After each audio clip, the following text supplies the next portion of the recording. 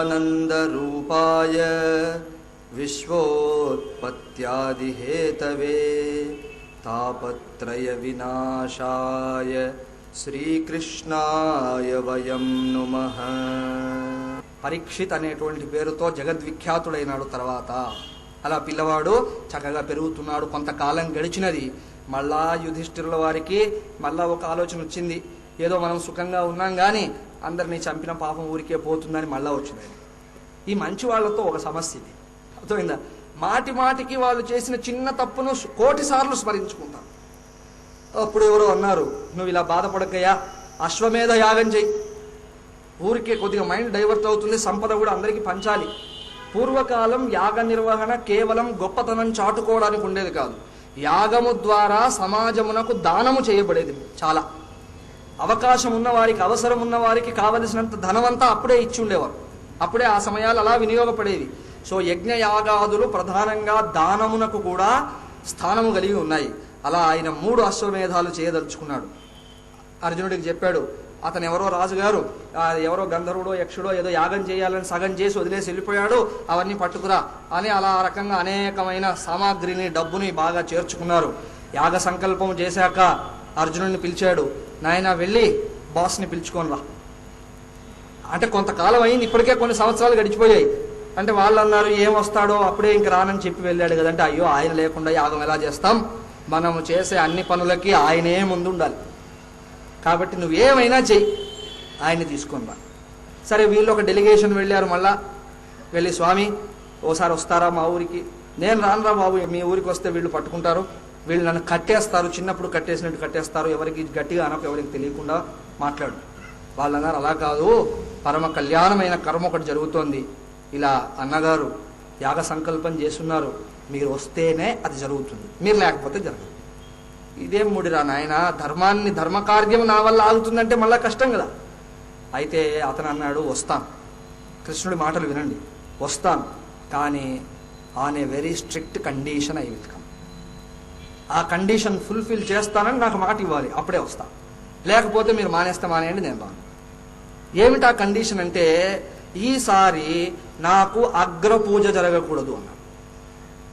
ఎందుకంటే అప్పుడెప్పుడో యాగం చేశారు, అగ్రపూజ అన్నారు, అది యాగం కాస్త యుద్ధం అయిపోయింది, శిశుపాల వధ చేయాల్సి వచ్చింది. అందరూ నానా రకాలుగా అనుకుంటారు, ఎందుకురా బాబు నా గురించి చెడ్డగా అనుకోవడం ఎందుకు, పోండి మీరేదో మీరు చేసుకోండి, లేదా నన్ను పిలిస్తే అగ్రపూజ క్యాన్సిల్. అలాగే నేను సేవకుడిగా పనిచేస్తా, అక్కడ ఐ విల్ బి ఏ సేవక. ఈ రెండింటికి మీరు గనక అబ్జెక్షన్ చెప్పకపోతే నేను వస్తాను, అవి మీకు సమ్మతం కాకపోతే ఐ డోంట్ కమ్. అలా ఆ అశ్వమేధములో ఆయన గేటు దగ్గర నిలబడి వచ్చిన వాళ్ళ కాళ్ళు కడిగి వాళ్ళు తిన్న తర్వాత ఆకులు ఎత్తేశాడు శ్రీకృష్ణుడు. ఇది సత్యం, మీరు చదువుకోండి కావాలంటే. ఒకనాడు అగ్రపూజ అందుకున్నాడు. వెంటనే చూడండి, ఆ వినయం చూడండి. మనకు ఎవడైనా ఒక్కడు 4 హారతులు ఇచ్చి దండ వేస్తేనే ఇంకా కింద కూర్చోం. అసలు ఎక్కడికైనా వచ్చినా 2 చేతులు వెనక్కి పెట్టుకొని చూస్తుంటారు, ఎవరైనా కుర్చీ వేస్తామని. ఇది పరిస్థితి. అగ్రపూజ స్వీకరించి భీష్మాది మహాత్ముల చేత సాక్షాత్ నారాయణుడిగా పూజింపబడి అలాంటి దివ్యమైన పురుషుడు వచ్చిన వారికి పాదములు కడిగి ఆ జలములు తల మీద ప్రోక్షించుకొని వారు తిన్న తర్వాత ఆకులు ఎత్తిపడేశాడు.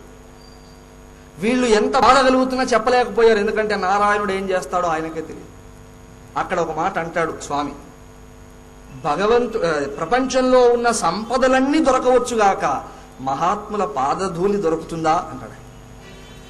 కాబట్టి నారాయణుడు సైతం పవిత్రుడవ్వాలంటే మహాత్ముల పాదధూళి కావాలంటాడు. చూడండి, అతనిలో ఉన్న వినయం అను మాత్రం మనలో లేదండి. మనకి ఏదైనా కొంత విద్య వస్తే ఆగం, అసలు కొంత పేరు ప్రతిష్టలు వస్తే ఇంకా వాటి సంగతి చెప్పక్కర్లేదు. కానీ నా కృష్ణుడిని చూసి నేను నేర్చుకోవాలి, విద్య, వినయము అన్నీ నేర్చుకోవాలి. భగవద్గీతలో ఊరికే చెప్పాడు ఆ థియరీ. అలా చెప్తే అర్జునుడు విని ఉండేవాడా? విద్య వినయ సంపన్నే అని చెప్పినప్పుడు ఊరుకోవయా, నువ్వేంటి చెప్పేది, నీకు వినయమే లేదని ఉండేవాడు కదా. ఆయన జీవితంలో అడుగడుగున కనిపించాయి ఇవన్నీ, వినయము ఇత్యాదులన్నీ అడుగడుగున శోభించాయి. కాబట్టి ఆ రకంగా ఆయన వచ్చి అగ్రపూజ ఇత్యాదులు క్యాన్సిల్ చేశారు. ఇన్ఫాక్ట్ ఆ రోజు నుంచి యజ్ఞములలో అగ్రపూజ క్యాన్సిల్ అయిపోయింది. అర్థమైందా? కాబట్టి తతో రాజ్ఞాభ్యనుజ్ఞాతః కృష్ణయా సహ బంధుభిః యయౌ ద్వారావతీం బ్రహ్మన్ సార్జునో యదుభిర్వృత. ఆ తర్వాత చక్కగా యుద్ధం సమాప్తమైంది.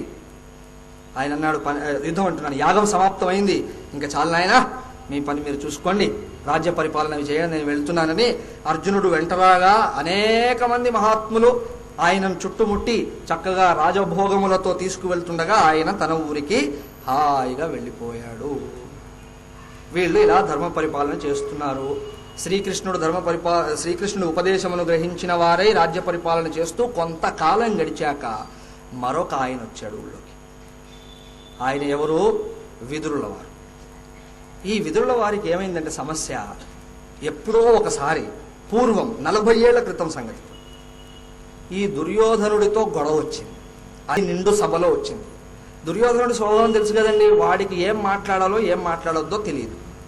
అండ్ తండ్రి గారు మౌనంగా ఉంటారు కాబట్టి ఆయన పర్మిషన్ ఇచ్చినట్టే మౌనం సమ్మతి లక్షణం అనేటువంటి విధంగా ఇతను స్వీకరించాడు. ఆ విధంగా నోటికి వచ్చినట్టు మాట్లాడితే విదురుడు అనుకున్నాడు, ఇది ఎప్పుడో వినాశనం అయ్యే పరిస్థితి కనిపిస్తుంది. వినాశకాలే విపరీత బుద్ధి. ఎంత గొప్పవాడైనా సరే సభలో పెద్దలను ఎదిరించి మాట్లాడొద్దు. పైగా ఇతను మంత్రి. విదురుడు సామాన్యుడు కాదు. యమధర్మరాజు శాపవశాన 100 సంవత్సరములను పుట్టాడు. విదురుడు ఎవరో కాదు, సాక్షాత్ యముడు. యముడు అంటే చంపేవాడని కాదు, ధర్మాత్ముడు, సకల ధర్మములు ఎరిగినవాడు. విదుర నీతి మహాభారతంలో ఉంది, చదవండి. ఇవాళ మనం అంటున్నామే, మనకు ఏది దేనివల్ల మనకు దుఃఖం కలుగుతుందో అది ఇతరులకు చేయకుండా ఉండడమే పరమధర్మం. ఇది ఎవరు చెప్పింది? విదురుడు చెప్పింది. ఇవాళ ప్రపంచంలోని అన్ని సంస్కృతులు అదే అంటారు. ఏమని? Don't do that what hurts you when somebody does that to you అని అంటున్నారు. Who said it? Vidura told. ఒరులేవి ఒలరించిన నరవర అప్రియం బగు తన మనంబునకు తగుదా నొరులకు నవి సేయకునుటే పరాయణము పరమధర్మ పథములకెళ్ళను. నాయనా, ధర్మం ఊరికే రాదు, మొదలు ఈ ధర్మాన్ని అనుసరించు. ఇతరులు ఏది చేస్తే నీకు దుఃఖం కలుగుతుందో దాన్ని ఎప్పుడూ ఇతరులకు చేయదు. అలా విదుర నీతి చాలా గొప్పది. యమధర్మరాజు సాక్షాత్ విదురుడిగా పుట్టాడని చెప్తారు. అలాంటి విదురుడు ఇతని చేత భంగపడి ఇంకెలాగూ నాశనం తప్పదు నిర్ణయించుకొని, నా కంటితో ఈ నాశనాన్ని నేను చూడలేను, అయ్యా మిగతా వారు ఏదో మీరు ఏదో ఓట్లు వేసుకున్నారు, ప్రతిజ్ఞలు చేశారు, మీరు ఉండండి, నాకే ప్రాబ్లం లేదని తీర్థాటనకి వెళ్ళిపోయాడు. సన్యాసి వెళ్ళిపోయాడు, అన్నీ వదిలేశాడు. వెళ్ళి 40 ఏళ్ళ తర్వాత ఇప్పుడు వచ్చాడు. సూత ఉవాచ విదురస్తీర్థయాత్రాయాం మైత్రేయాదాత్మనోగతిం జ్ఞాత్వాగాత్ హస్తినపురీం యావాప్తమిది వివిత్సితః. ఆ తర్వాత మెల్లిగా వెనక్కి వచ్చాడు. ఈ విషయం రాజ్యంలో తెలిసింది, హస్తినాపురంలో తెలిసింది. అందరూ ఆనందపడిపోయారు. ఆహా, మళ్ళా మహాత్ముడు వచ్చాడు, శుభ పరిణామం జరగబోతోంది. ఎక్కడి నుండి మహాత్ముడు బయటికి వెళ్తాడో అక్కడ నాశనమే. అందుకే మహనీయులు దుఃఖపడే చోట 3 ఉంటాయి. భయం, శోకం, మృత్యువు అని శాస్త్రం చెప్పింది. మహాత్ములను అవమానం చేయడం వల్ల వచ్చేవి ఏంటంటే 3. తత్ర భయం, శోకం, మృత్యువు అన్నారు. అంతే. ఈయన రావడమే శుభలక్షణం అనేటువంటి భావనతో అందరూ స్వాగతించారు. అండ్ ధర్మరాజు సంగతి చెప్పడానికి వీల్లేదు, మహదానంద పడిపోయాడు ఆయన. ఆహా, మా పినతండ్రి గారు వచ్చేసారు, మమ్మల్ని రక్షించడానికి ఆయన వచ్చారు కాబట్టి ఆయన మా వెంట ఉంటే చాలు అని ద హోల్ రాయల్ ఫ్యామిలీ అందరూ వచ్చి స్వాగతించారు. ఆయన అందరి స్వాగతం స్వీకరించాడే గాని నిర్లిప్తుడుగానే ఉన్నాడు. వాళ్ళు అనుకున్నట్లుగా ఇతను ఏదో మళ్ళా మంత్రిగా చేరడానికి రాలేదు, సెకండ్ టర్మ్ కొరకు వచ్చిన వాడు కాదు. యుధిష్ఠిర ఉవాచ కయా వృత్యావర్తితం పశ్చరద్భిః క్షితిమండలం తీర్థాని క్షేత్రమాఖ్యానే సేవితానీహ భూతలే. తర్వాత ప్రశాంతంగా ఆయన్ని కూర్చోబెట్టి భోజనం పెట్టి అంతా అయిన తర్వాత యుధిష్ఠిరుల వారు అడిగారు, స్వామి మిమ్మల్ని చూడడం ఎంత కళ్యాణం మాకు, మీరంతా తీర్థాటనం చేశారు కదా, ఎక్కడెక్కడికి వెళ్ళారు? రివ్యూ చేశాడు ఒకసారి. నేను ఇక్కడికి వెళ్ళానయ్యా, తర్వాత ఇల్లు జరిగింది, ఆ తర్వాత ఈ ఆశ్రమం చూశాను, ఈ తీర్థాన్ని సేవించాను.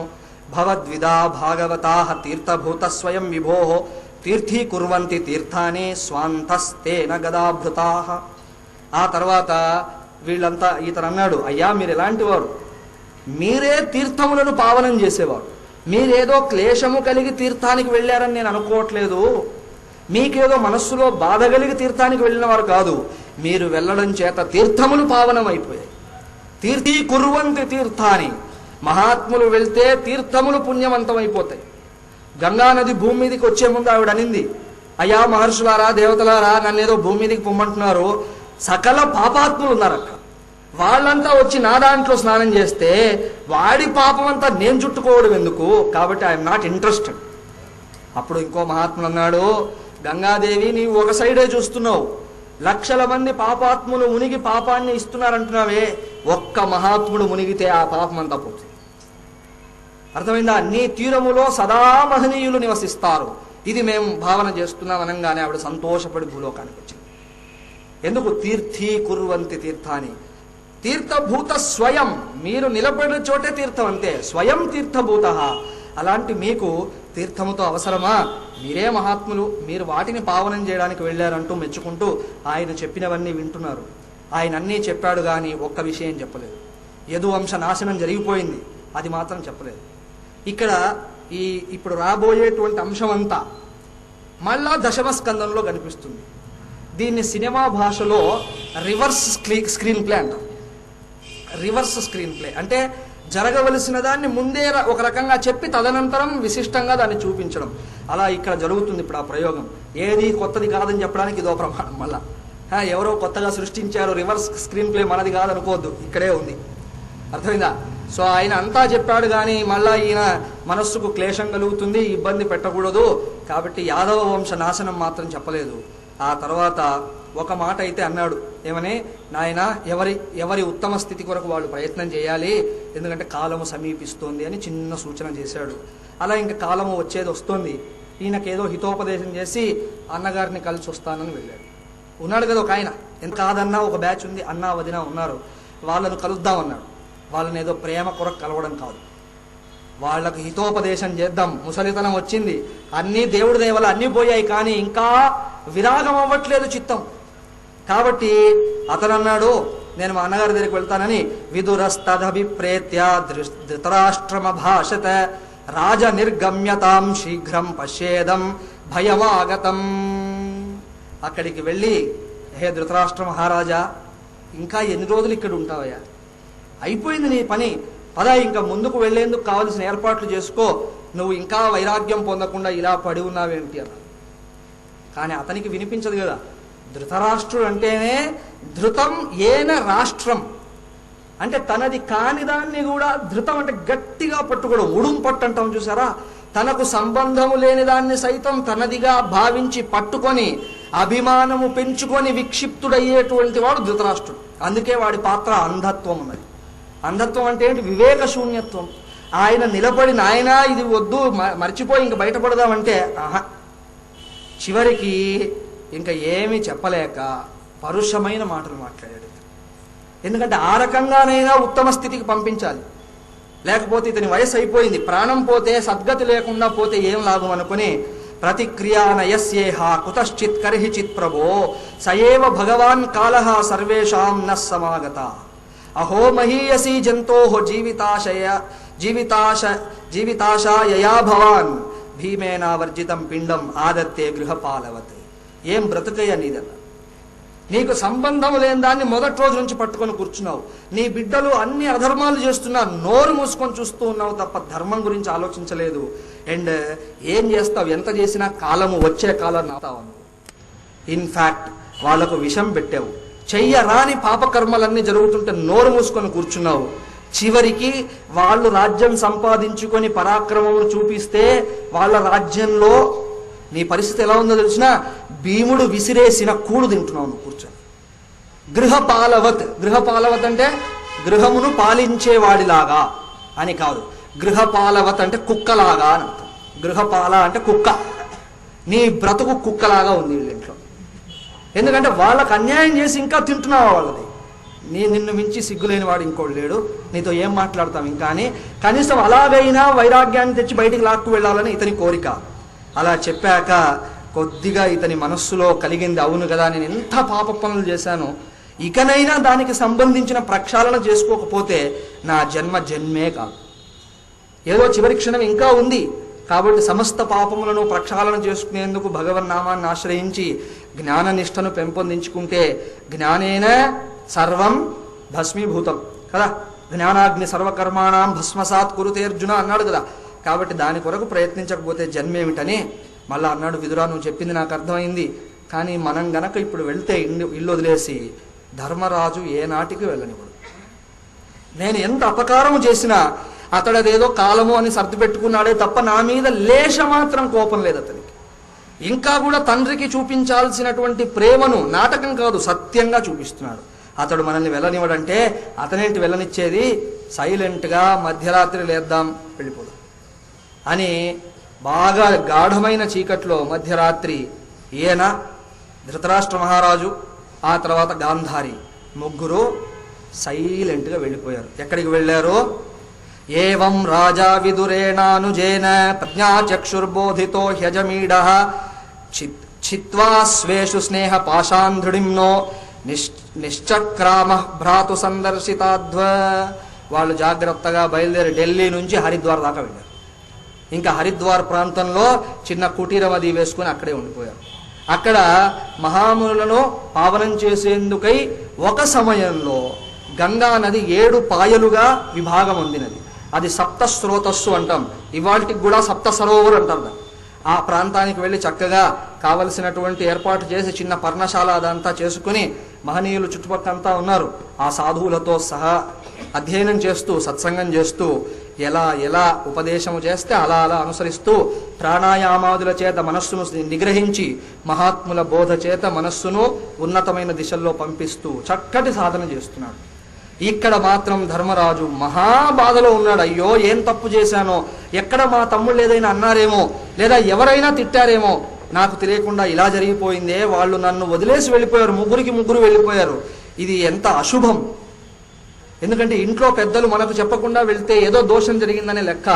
పెద్దల పట్ల దోషం ఆచరించడం ఎంతటి గొప్పవాడికైనా పతనము తప్పదు. దానివల్ల ఏం తప్పు చేశాను అని మళ్ళా ఏడుస్తూ కూర్చున్నాడు. ఆ సమయంలో ఇంత ధర్మాత్ముడు మాటి మాటికి ఏడిస్తే మంచిది కాదని అక్కడికి ఒక ఆయన వచ్చారు. ఎవరు? ఇంకా రావాల్సిన ఆయన ఒక్కడే, నారదుల వారు వచ్చేసారు అక్కడికి. అథా జగామ భగవన్ నారద సహ తుంబురు ప్రత్యుత్థాయాభివాద్యాః సానుజోభ్యర్చయన్నివ. ఆ తర్వాత నారదుడు తుంబురుణ్ణి కూడా తీసుకుని ఇద్దరు అక్కడికి వచ్చారు. వీళ్ళు లేచి నిలబడి నమస్కారం చేసి తమ్ముళ్ళతో అందరితో కలిసి 5 మంది రాజపరివారం అంతా కలిసి వారిని పూజించిన తర్వాత అతాభిభాషే భగవన్ నారదోముని సత్తమః మా కంచన శుచో రాజన్ యదీశ్వర వశం గతం. ఈయన అడిగాడు, ఏమిటి స్వామి మాకు కష్టాలు, మా పెద్ద తండ్రి గారు వీళ్ళంతా మమ్మల్ని వదిలి వెళ్ళారు, మేమేం తప్పు చేశాం. అప్పుడు నారదుడు అన్నాడు, ఇవన్నీ ఊరికే ఎడవకయ్యా, ఇంకా మా శుచః, మొత్తం ఊరికే ఏడుస్తూ కూర్చోవద్దు, కొన్ని ఈశ్వర వశమై నడుస్తూ ఉంటాయి, వాటికి కారణం ఉండదు. ఎందుకు జరిగిందో ఆ కారణాన్ని మానవ మాత్రుడు స్మరించలేడు. మన లాజిక్కి రీజన్కి అన్నీ అందాలంటే కుదరవు కదా. అన్నీ నేను నా లాజిక్ ప్రకారం వెళ్తానంటే అవ్వదు. కొంతమంది అలా ఉంటారు, ఈ లాజిక్ మా క్యాలిక్యులేషన్, నేను ఎంత క్యాలిక్యులేట్ చేశానండి అయినా ఫెయిల్ అయిపోయింది ఈ ప్రోగ్రామ్. నీ క్యాలిక్యులేషన్ వల్ల ప్రోగ్రామ్ బాగుండాలనుకుంటే అలా కుదరదయా. దానికి 3వ 4వ ఫ్యాక్టర్ ఉంది, ప్రయత్నం, కాలం, దైవం అన్నాడు. ఆ దైవం అనే ఫ్యాక్టర్ పనిచేయకపోతే కుదరదు. కాబట్టి జీవితంలో మనం ఎంత ప్లాన్ చేసినా దానికి కొన్ని వికల్పములు ఉన్నాయి. ఒకడికి లాటరీలో ఎప్పుడు 3-4 సార్లుగా చూస్తున్నాము, లాటరీలో ఎప్పుడూ 10 లక్షలకు తగ్గని ప్రైజ్ వస్తుంది. ఇంటి పక్కవాడికి ఆశ్చర్యంగా ఉంది, మాటికి ఎలా వస్తుంది, ఒకసారి వచ్చిందంటే చలో వై సమ్ ఫార్చ్యూన్ అనవచ్చు. 4 సార్లు అయింది కంటిన్యూస్గా. వాడి దగ్గరికి వెళ్ళి అడిగాడు, బాబు ఏంటో ఆ రహస్యం చెప్పురా నాయన, నాకు కూడా కొంచెం ఆర్థిక ఇబ్బందులు ఉన్నాయి, నువ్వేదైనా చెప్తే బాగుపడతానంటే అతడు అన్నాడు, ఏం లేదండి, లాజిక్ లేదు, ఏం లేదు, అసలు రహస్యమే లేదు. మొదటి రోజు సరదాగా 10 రూపాయలు ఉన్నాయి కదా అని టికెట్ కొన్నాను. ఆ టికెట్కి ప్రైజ్ వచ్చింది, యాదృచ్ఛికంగా వచ్చింది, నాకు తెలియదు ఎందుకు వచ్చిందో. అప్పుడు ఆ టికెట్ నెంబర్ అంతటిని ప్లస్ అని కూడాను మొత్తం, అది 6 అనే సంఖ్య వచ్చింది. ఆ తదనంతరం నెలలో 6 రోజుల 12 కదా, కాబట్టి 12 వచ్చేలాగా నెంబర్ వచ్చేలా కొన్నాను, దానికి ప్రైజ్ వచ్చింది. 3వ నెలలో 6 మూళ్ళ 18 దాన్ని కొన్నాను, అలా ప్రైజ్ వచ్చింది.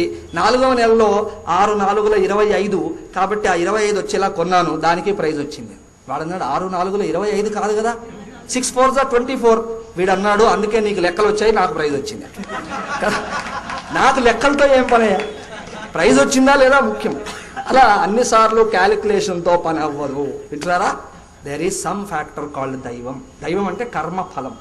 కాబట్టి ఈ జగమంతా ఈశ్వర వశమై ఉన్నది కాబట్టి దీని గురించి నువ్వు ఊరికే చింతించకూడదు. ఏదో కొంత మేరకు విచారణ చేయడం మంచిదే కానీ ఆ నెపంతో పొద్దస్తమానం ఇదిలా ఎందుకు జరిగింది, అది ఎలా ఎందుకు జరిగింది, హౌ వాట్ అండ్ ఇట్లాంటివన్నీ ఎక్కువ ఆలోచించకూడదయ్యా అని సాక్షాత్ నారదుల వారు ఉపదేశించి ఇంకో మాట కూడా చెప్పారు. కాలరూపుడైన ఈశ్వరుడు ఎవరిని ఒక్కోసారి ఎందుకు కలుపుతాడో తెలియదు, ఎప్పుడు విడగొడతాడో తెలియదు. ఇదంతా ఆయన ఆధీనమై ఉన్నది తప్ప ఎవడు ఊహించడానికి లేదు. అంతేగాక ఇంకా నువ్వు కూడా నివృత్తి పరాయణుడివి కా, సరిపోయింది. రాజ్యము, ఈ గొడవలు, ఈ ఏడుపులు బాగానే ఉన్నాయి. ఎంత ధర్మాత్ముడివైనా ఆత్మధర్మము యందు స్థితము కాకపోతే కష్టము. నారాయణుడు ఇప్పుడు కాలరూపము ధరించి భూమి మీద ఉన్నాడు. ఆ తర్వాత అవతార పరిసమాప్తి జరగబోతున్నది అని హింట్ ఇచ్చేశాడు. కాబట్టి నువ్వు ఇంకా నేను బయట ఎవరి కొరకో ఏడుస్తాను అనుకోకు. ఎవడి కొరకు ఎవడు ఏడ్చేది లేదు. అదో పిచ్చి వ్యవహారం. వాడి పనితో వాడు వచ్చాడు, నీ పనితో నువ్వు వచ్చావు. వ్యవహారం కొరకు ఏదో 4 ఏడువు కానీ అదేంటో పెద్ద విచారణ అన్నట్టు చేయకూడదు. ఆధ్యాత్మికమైన ప్రయాణంలో ముందుకు సాగాలంటే 2 మాత్రం అసలు ఉండకూడదు. Misplaced compassion, misplaced curiosity. ఈ 2 చాలా శత్రువులు. మిస్ప్లేస్డ్ కంపాషన్ అంటే అనవసరమైన కృప. ఒక్కొక్కరు ఎంత గొప్పగా మాట్లాడతారంటే ఇంకా భూమి మీద ఉన్న భారం అంతా వీడు తల మీద వేసుకునే వాళ్ళలాగా మాట్లాడతాడు. ఎంతో జాలి అంటాడు, ఏడుస్తూ ఉంటాడు, కానీ పని మాత్రం ఏం చేయడు. అయ్యో ఫలాని దేశంలో వాళ్ళు ఎంత బాధపడుతున్నారండి, మరి పోయి సహాయం చేయి. మనకు టైం ఎక్కడుంది స్వామి, ఏదో ఏడుస్తాం అంతే. This is called misplaced compassion. అలాగే మిస్ప్లేస్డ్ క్యూరియాసిటీ, అనవసరమైన ప్రశ్నలు. ఈ 2 అస్సలు ఉండకూడదు. అలాగని కంపాషన్, క్యూరియాసిటీ ఉండకూడదా? అవి ఉండాలి. ఎక్కడ వాటికి సార్థకత ఉన్నదో, ఎక్కడ ఫలవంతములై పనిచేస్తాయో అక్కడ ప్రయోగించాలి తప్ప ఇంకా జీవితం అంతా అదే పెట్టుకుంటానంటే అయ్యేది కాదు. ఎవడి గతి వాడిదే.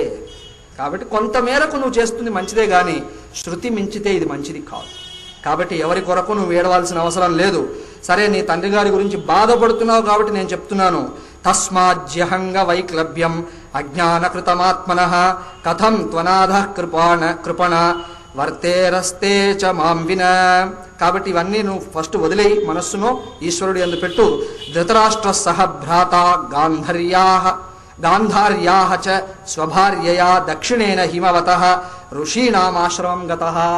నేను నీకు ఇప్పుడే సజెషన్ ఇచ్చానో ఇదే సజెషన్ విదురుల వారు మీ ధృతరాష్ట్ర మహారాజుకి ఇచ్చారు.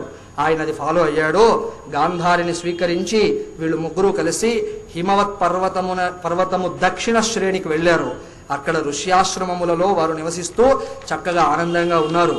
గంగా నదిలో నిరంతరం స్నానం చేస్తూ, తగిన విధమైనటువంటి విధిగా అగ్నిని ఆరాధన చేస్తూ, జలమునే ఆహారంగా స్వీకరిస్తూ, అంటే మిగతా భోజనం చేయకుండా, అలాగే మమకారమును పూర్తిగా త్యజించి అన్నింటినీ పరిత్యజించిన వాడై బ్రహ్మనిష్ట కొరకై ప్రయత్నం చేస్తున్నాడు. అలాంటి వాడిని నువ్వు వెళ్ళి డిస్టర్బ్ చేయకు. నువ్వు ఒకవేళ వెళ్ళి వాళ్ళని వెనక్కి తెస్తాను, అభిమానము మమకారం అన్నా నడవదు. ఎందుకంటే వాళ్ళు ఇప్పుడు సర్వకర్మలను త్యజించి సన్యాసము తీసుకొని జీవిస్తున్నారు. అలాంటి వారిని నువ్వు భంగపరచరాదు, అది పాపము. రెండవది, నువ్వు తెచ్చుకున్నా కూడా ఎవరికి చెప్పని రహస్యం నేను చెప్తున్నాను. ఈనాటి నుండి 5వ రోజుకి అతను అగ్నిలో దేహత్యాగం చేస్తాడు. పర్ణశాలకు యాక్సిడెంట్ అవుతుంది, ఫైర్ యాక్సిడెంట్ అవుతుంది. ఆ ఫైర్ యాక్సిడెంట్లో ఈ ధృతరాష్ట్ర మహారాజు భస్మం అయిపోతాడు. ఆ తరువాత గాంధారి ఈ హృదయ విదారకమైన సన్నివేశమును చూసినదై ఆ భర్తను ఊహించకుండా బ్రతుకు లేదని, ఆయన లేని బ్రతుకు లేదని భావన చేసినదై తాను అగ్ని ప్రవేశం చేస్తుంది. ఆ రకంగా వాళ్ళు జీవన్ముక్తులు అవుతారు. ఇది చూసిన విదురుడు తీర్థాటనకు బయలుదేరతాడు. కాబట్టి ఎవ్వరూ వెనక్కి వచ్చేది లేదు. నువ్వు అనవసరంగా వ్యర్థమైన ప్రయత్నాలు చేయకు అని చెప్పాడు. దాంతో ఆ తర్వాత కావలసినటువంటి వైరాగ్య ప్రబోధము గావించడం చేత ఆయన మనస్సు కొంతగా ప్రశమనం అయింది కొంత. ఆ తర్వాత అర్జునుణ్ణి ద్వారకకు పంపించాడు.